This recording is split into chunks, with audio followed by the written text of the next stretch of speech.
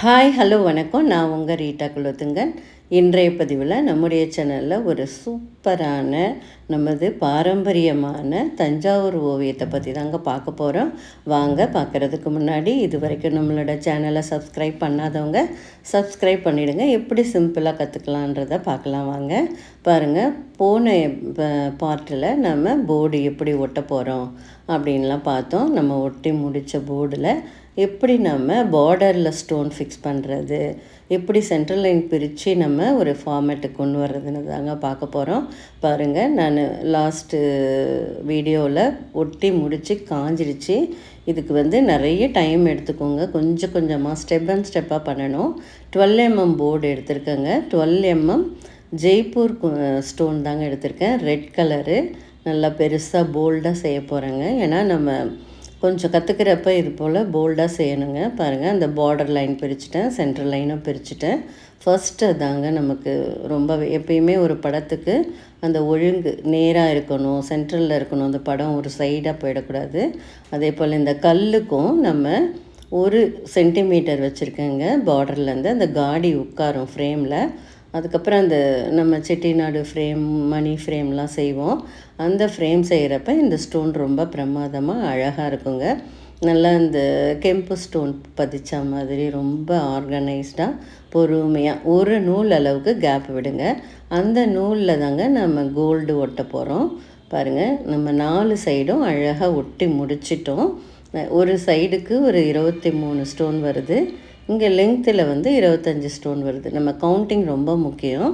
அப்போ தான் நமக்கு கொஞ்சம் கூட கிராஸாக இல்லாமல் பாருங்கள், நல்லா அழகாக அந்த ஸ்கேல், உடன் ஸ்கேல் வச்சு நம்ம ஒட்டுறப்பயே கொஞ்சம் அட்ஜஸ்ட் பண்ணிக்கணும் அந்த ஈரமாக இருக்கிறப்பயே.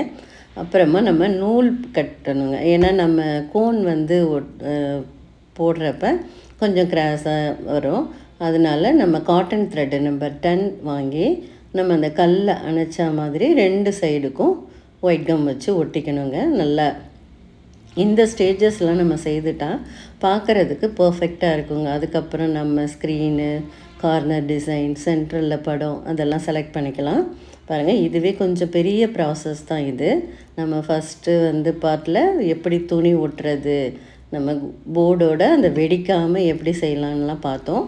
இதில் இந்த பார்டரில் ஸ்டோன் ஒட்டுறது, அதுக்கு சப்போர்ட்டாக நூல் ஒட்டுறது எல்லாம் பார்த்துட்டு அந்த கேப்பில் தண்ணி மக்கு வச்சிட்டோம்னா அதுக்கப்புறம் நம்ம படம்லாம் முடிக்கிற வரைக்கும் கொஞ்சம் ஸ்ட்ராங்காக இருக்கும். அந்த ஓரத்தில் இருக்க ஸ்டோன் நல்லா பேந்துக்காமல் நகராமல் இருக்கணும்னா நம்ம இந்த ப்ராசஸ்லாம் முடிச்சுட்டா ஈஸியாக அழகாக சென்டரெல்லாம் தேய்ச்சிட்டு நல்லா தொடச்சிட்டு தண்ணி மக்கு வச்சிடுறேங்க. ஃபுல்லாக க்ளீனாக ஆகிடுச்சு. இந்த கல் ஒரு நூல் அளவுக்கு விட்டோம் இல்லைங்களா, அதெல்லாம் ஃபில் பண்ணிட்டா அதுக்கு மேலே நம்ம கோணால் போடுவோங்க. அடுத்த வீடியோவில் அதை பார்க்கலாம். பாருங்கள், இந்த கேப்பெல்லாம் போட்டுட்டு செமி ட்ரையாக இருக்கிறப்பவே நல்லா கொஞ்சம் பழைய பனியன் கிளாத்தால் கொஞ்சம் தொடச்சிக்கணுங்க. அப்போ நமக்கு கல்லுக்கு சூப்பராக இருக்கும். நிறைய வேலை வாங்காது. எப்படி ஒரு வேலையை செய்கிறோமோ அந்த வேலை ரொம்ப வளர்த்தாமல் எப்படியெல்லாம் ஈஸியாக பண்ணலான்றதை சொல்லித்தரேங்க. பாருங்கள், நம்ம தண்ணி மக் போர்ட் ப்ரிப்பரேஷனில் இந்த தண்ணி மக்கு ரொம்ப இம்பார்ட்டன்ட்ங்க. ஏன்னா திக்காக இருக்கக்கூடாது.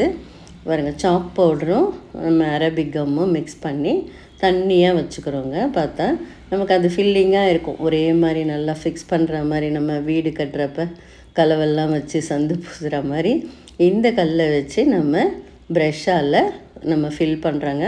கொஞ்சம் கல் மேலே இருந்தாலும் பரவாயில்ல. நான் கல்லை ஒட்டிட்டு கொஞ்சமாக காட்டன் துணியில் வச்சு கொஞ்சம் தேங்காய் எண்ணெய் தடவிட்டேன். நமக்கு கல் சுரண்டுறப்ப ஸ்க்ராட்ச் ஆகாமல் ஈஸியாக இருக்குங்க.